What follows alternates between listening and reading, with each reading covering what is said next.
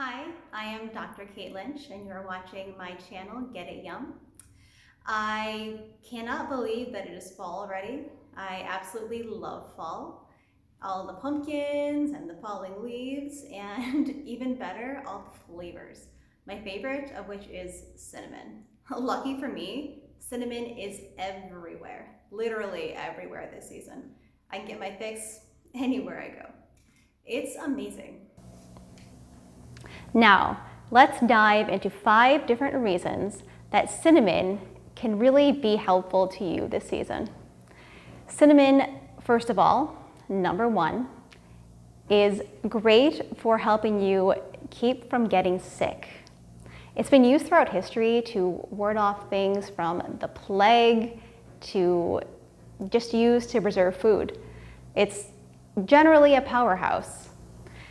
Cinnamon's ability to kill off bacteria and fungi actually help to kill off candida infections as well as urinary tract infections. Urinary tract infections are especially well taken care of when it's used in combination with oregano oil. Some even say that it can be used to treat acne. Now, I'm not a skincare expert, so I'm not going to comment on that, but it's interesting. Number 2, cinnamon is high in antioxidant activity. It protects the cells from free radicals, these things that are created from stress, pollution, bad diet, just general life.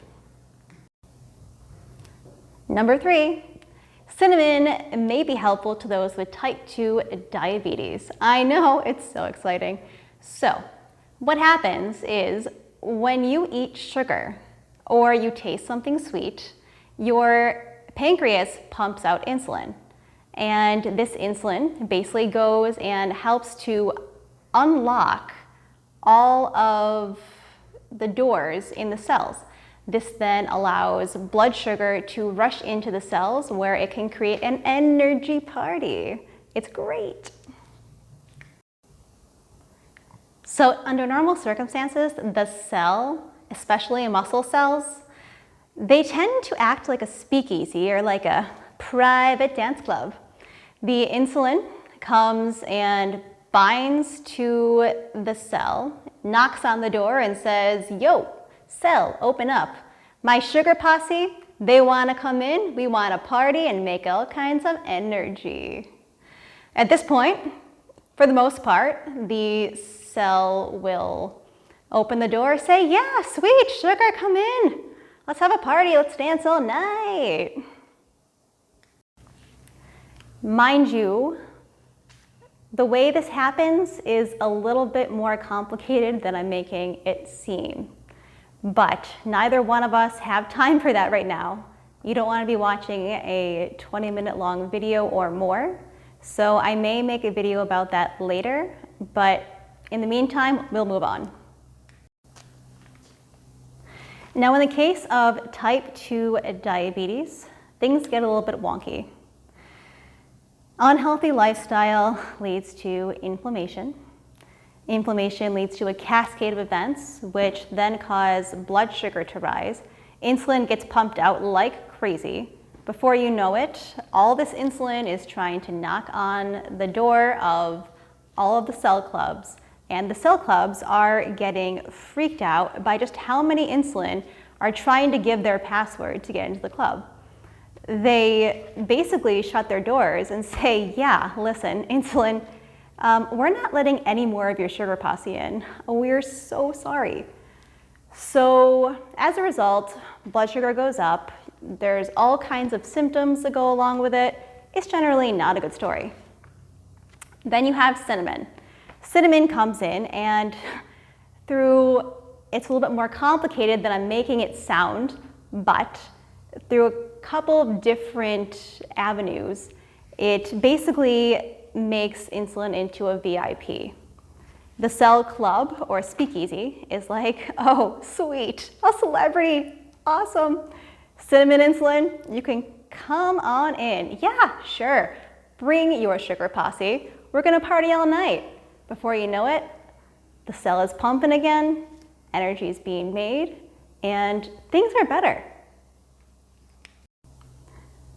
Number 4, cinnamon has been shown to reduce bad cholesterol in the blood.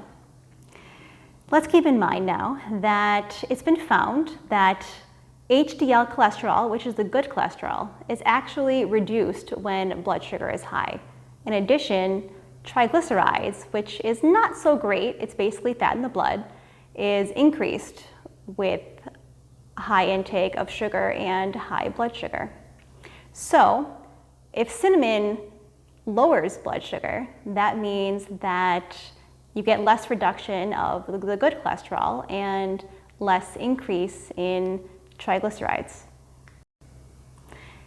HDL carries the cholesterol away from the arteries, therefore making atherosclerosis and blockages a lot less common. So, if you can include some cinnamon in your diet and maybe have less bad cholesterol, less atherosclerosis, why not? A 2004 randomized controlled trial tested the effects of cassia cinnamon over the course of 40 days. Participants were given therapeutic doses of either 1 gram per day, 3 grams per day, or 6 grams per day. The results were such that doses of 3 and 6 grams actually yielded a 23 to 30% improvement in bad cholesterol and triglyceride levels. So, in summary, what we're saying here is that even just a teaspoon of cinnamon can be super beneficial when it comes to lowering cholesterol. Number 5, last but not least, and this may be a good thing or a bad thing depending on how much you like your creepy crawlies running around your house, but cinnamon is actually toxic to a lot of bugs. As a result, bugs tend to stay away from it. I will tell you that I had one experience with this where I had fire ants which were in my room. They would crawl all over my bed. I got bit multiple times, so I found out that cinnamon was something that bugs don't like. I took cinnamon oil and water and I sprayed it all over my bed, and I was super shocked to find that those ants actually stopped walking all over my bed.